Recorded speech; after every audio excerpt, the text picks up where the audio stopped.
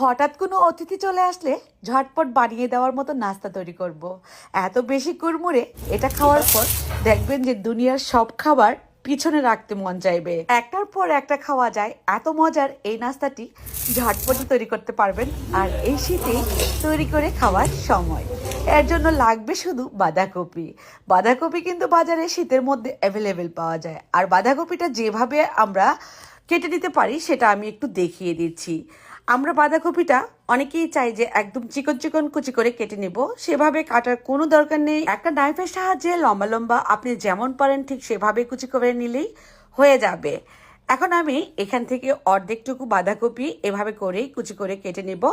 আর এটা কিন্তু অনেক বেশি লম্বা লম্বা হয়েছে, এতে করে অনেক বেশি ক্রিস্পি হবে আমাদের আজকের এই মজার নাস্তাটি। তো এখন আমি একটা ব্যাটার তৈরি করে নিচ্ছি। এই ব্যাটারটা চাইলে কিন্তু বাঁধাকপির উপরও দিয়ে দেওয়া যাবে।